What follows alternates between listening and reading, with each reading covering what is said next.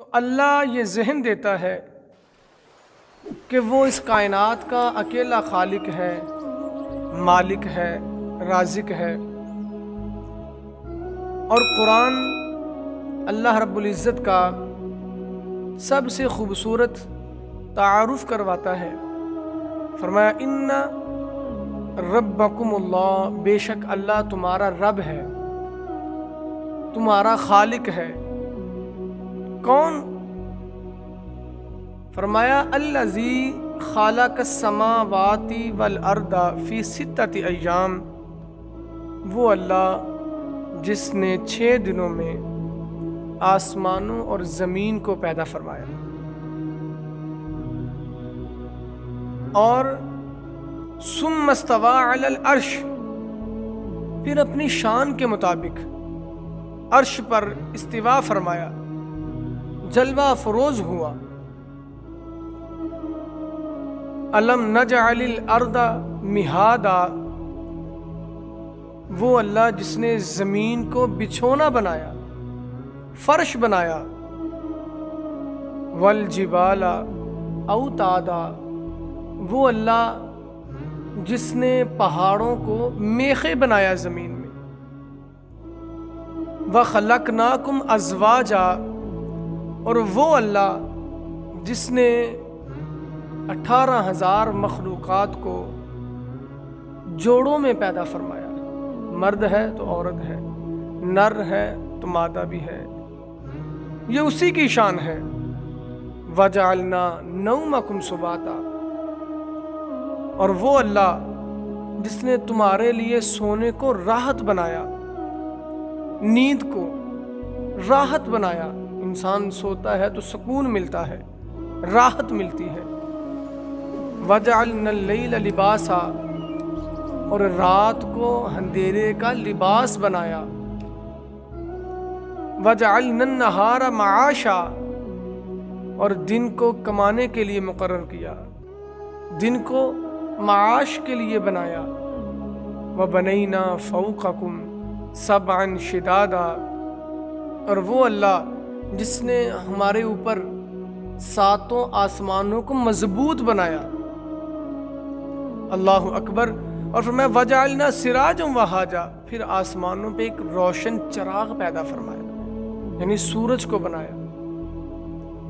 وانزلنا من المعصرات ماء ثجاجا، جو بادلوں سے موسلادھار بارش برساتا ہے، بادلوں سے موسلادھار بارش برساتا ہے، اور پھر اسی بارش کو سورج کے ذریعے پھر واپس لے کے جاتا ہے۔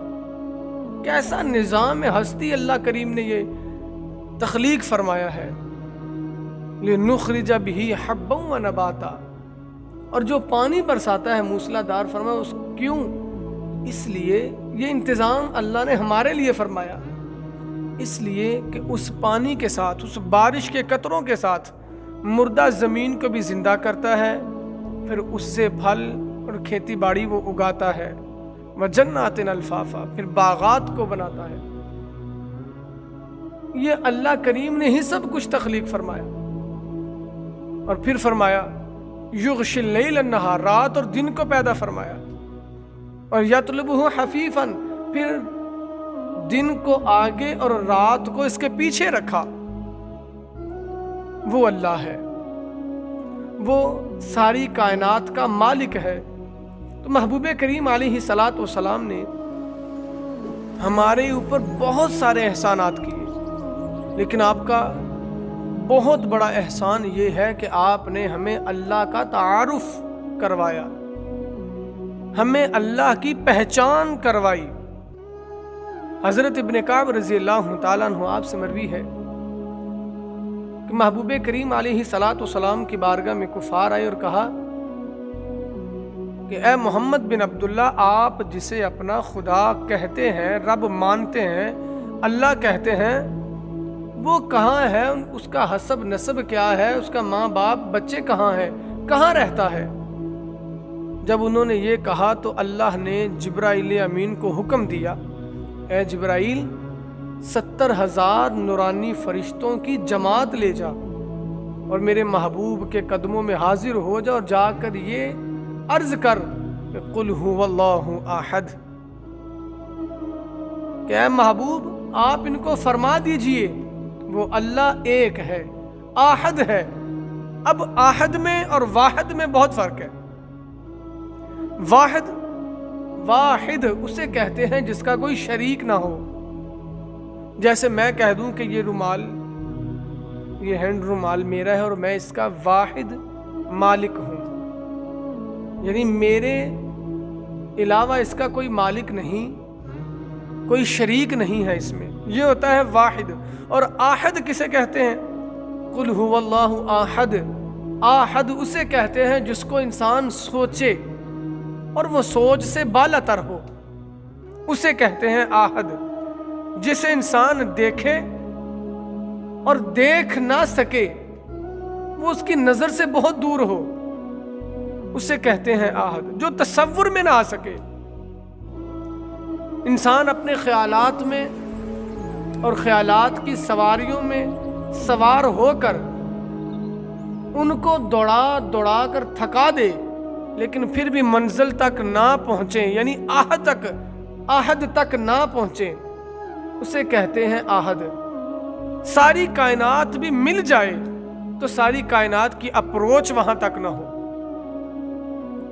انسان کے الفاظات، جتنے بھی اس کے اپنے الفاظ ہیں، الفاظ کے جامع میں وہ سما نہ سکے، کونوں مقام میں وہ آ نہ سکے، خیالات میں، تصور میں کسی بھی حد تک انسان جائے تو وہ احد کی حد تک نہ پہنچے، جو نظر سے بہت دور ہو، بہت دور ہو۔ اور دور ہونے کے باوجود جب اس کو انسان دیکھنا چاہے تو فرمایا میں تو نظر سے چاہے اتنا دور ہوں اور دور ہونے کے باوجود بھی تمہاری شاہ رگ سے بھی زیادہ قریب ہوں، اسے کہتے ہیں احد۔ محبوب انہوں کو فرماؤ کہ قل هو اللہ احد، وہ اللہ ایک ہے، اللہ صمد، اس کا کوئی، وہ کسی کا اللہ کسی کا محتاج نہیں ہے، ساری کائنات اسی کی محتاج ہے، وہ اکیلا بادشاہ ہے، وہ تنہا ہے، وہ اکیلا بادشاہ ہے، ساری کائنات اسی کی ہے، اس کا کوئی شریک نہیں، وہ اکیلا بادشاہ ہے، اس کا کوئی پارٹنر نہیں ہے، کوئی وزیر نہیں ہے، کوئی مشیر نہیں ہے، وہ اکیلا بادشاہ ہے، اس کا کوئی مددگار نہیں ہے، وہ کسی سے مدد نہیں لیتا، سب کی مدد کرنے والا ہے۔ اللہ سب کی حاجت کو پورا کرنے والا ہے، وہ حاجت مند نہیں ہے، حاجت روا ہے، وہ زمانوں سے، وہ مکانوں سے پاک ہے، مشرق اور مغرب سے پاک ہے، وہ حی ہے، زندہ ہے، اسے موت نہیں ہے، اکیلا ہے، وہ کھانے پینے سے پاک ہے، وہ سونے سے اور اونگ تک سے پاک ہے، وہ حالات سے، ماضی، حال اور مستقبل سے پاک ہے، وہ اکیلا بادشاہ ہے، لم یلد ولم یولد، اس کی نہ کوئی ماں ہے، نہ باپ ہے، نہ اولاد ہے، وَلَمْ يَكُنْ لَهُ كُفُوًا أَحَدٌ، اس کا کوئی شریک نہیں، اس کے کوئی برابر نہیں، وہ اکیلا ہے، اس جیسا کوئی نہیں، اس جیسا کوئی نہیں۔ اور کیا عجب بات ہے کہ موجود ہے، جیسے یہ آپ سب تشریف فرما ہو نا، آپ موجود ہو، اور جو موجود ہوتا ہے اس کے لیے جگہ کا ہونا اور زمانے کا ہونا یہ ضروری ہے، لیکن وہ رب العالمین موجود ہے، لیکن موجود ہونے کے باوجود وہ جگہ سے پاک ہے، وہ مکان سے پاک ہے، زمانے سے پاک ہے، وہ ماضی، حال اور استقبال کا محتاج نہیں ہے۔ فرمایا وہ ذات ہے، وہ ذات ہے لیکن مشرق و مغرب، شمال اور جنوب سے پاک ہے، موجود ہے لیکن وجود سے پاک ہے۔ فرمایا اللہ ذات لواجب الوجود لمستجمع لجمی صفات الکمالیہ، وہ ہے۔ اور پھر فرمایا کہ اینما تولوا فثم وجہ اللہ، وہ ذات ہے پر کہاں ہے؟ فرمایا جس طرف بھی تم آنکھ اٹھا کے دیکھو گے، آگے دیکھو، پیچھے دیکھو، دائیں بائیں اوپر نیچے دیکھو، جس طرف تم دیکھو گے مجھے وہاں ہی پاؤ گے، مجھے وہاں پاؤ گے۔ پتوں کی چھنکار میں ہے اللہ،